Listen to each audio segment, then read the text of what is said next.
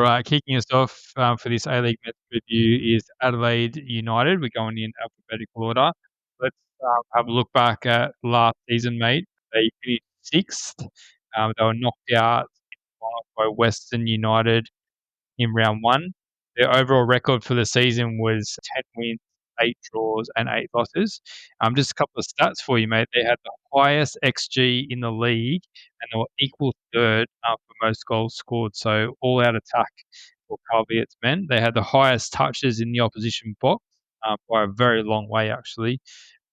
But they were the only team in the top 8 with a negative goal difference, and they conceded the second most goals in the league, only behind last place Perth.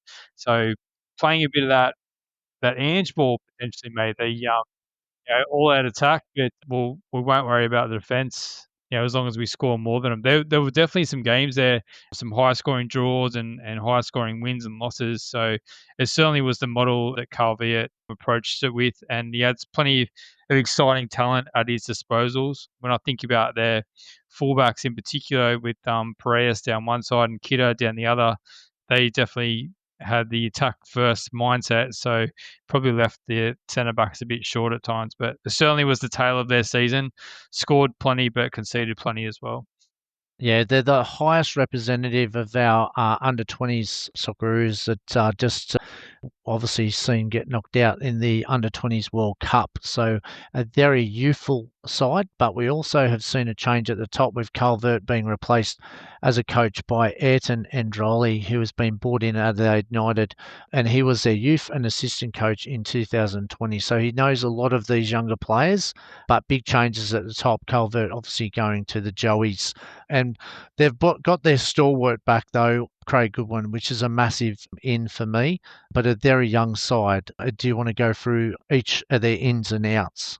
Yeah, I'll just pick out a few. I want to just also say that the way that Carl Viet's time ended at Adelaide United was very sad to see. We did see, a bit of a power struggle toward the end of last season. So hopefully the players that remain can get on board with Andrioli and can all go in the right direction. Very youthful side still, as you said, but one of their big ins is obviously Craig Goodwin coming back from his time in Saudi. Julian Quetel, he returns on loan from FC Eindhoven. So he was an Adelaide United player, just signed, but loaned straight away over to Eindhoven. And then a few scholarship contracts have come through. Joshua Smith's the keeper, and Selma Di Marias, Juan Muniz has come in as well. And then they picked up a couple from Western United as well. So Jake Najowski and Israel Monga. So yeah, definitely Craig Goodwin's the big story out of that one. And when we look at their outs, they've lost plenty of experience, and they're obviously banking on their youth outside of Goodwin, obviously, and a few other of their imports to fill those gaps. So Isaias was a big miss. He didn't play a lot, but I imagine he was a big influence around the team. Javi Lopez the same. So they both retired last season. Ryan Tunnicliffe and Josh Cavallo, they left as well as Jordan Elsey. James Delianov, he's ended up at the Newcastle Jets. Zach Clough, I think he's gone to Malaysia. Stefan Mork in Vietnam. And Archie Goodwin, over recent months, has ended up in Charlotte in the MLS. So, yeah, as we'll probably go through with most clubs, high changeover, but it's probably particularly all that experience that they've lost. Adelaide United, that's probably a little bit concerning for their fans. So, yeah, when we look at just about all those outs, probably Archie Goodwin aside, yeah, plenty of experience lost. Yes, they are a very well supported club, though, with the fourth highest average crowd of 10,575, as they've seen 137,478 go through the gates. But this is a side that'll be on the rise, and I think will get a lot of benefit out of their time. But I think the year after will be their year as these young players obviously grow within the game. But you'll see some definitely exciting talent. We've got a few players to watch. Obviously, the star. Craig Goodwin returns. He'll provide much width and attack and probably leadership and guidance. We've also got Luka Jovanovic, who obviously played for the under-20s striker. He starts for the under-20s. He's an exciting prospect. Yayo Dukale, Kikianis, the centre-back of the Socceroos 20s. Medina, Johnny Yole, he's obviously with the under-20s.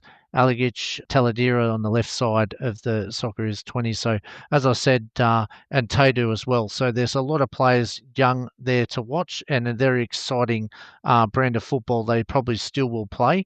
Their first 5 games are Sydney FC, a tough start, Macarthur, Auckland, probably the toughest start in the A-League, this one, and Wanderers and Melbourne City. So, they're going to be tested right from the minute. Your prediction, Chief, of where Adelaide will land this season on the A-League table? Yeah, just I've got them as seventh, and I think it's really going to depend on how a lot of these younger players settle and how quickly they can get used to it. You mentioned a lot of those players who are playing in the under 20s and at the World Cup.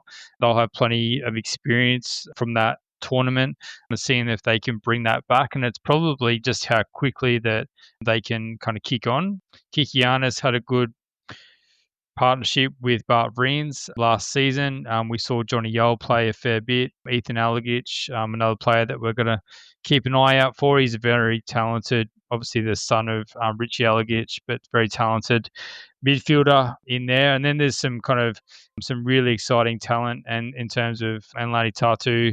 Yaya DeCooley has big raps on him as well, Panache Madania. So, yeah, it's probably just how quickly these young players can settle and how quickly they have actually picked up some good results in the preseason as well. You can only take so much out of the preseason, but yeah, it just probably depends how they go. They tend to kind of start well, Adelaide, and then drop off. So if they could start well, they and build on that youthful exuberance and then just kind of kick on. But as you said, real real tough first 5 games. But if they can get through that and they're still in quite a decent position, no doubt that those easier fixtures, as we might label them, mate, will be coming. But yeah, I've got them seventh, only just missing the finals, but I think they'll be pretty close around that mark.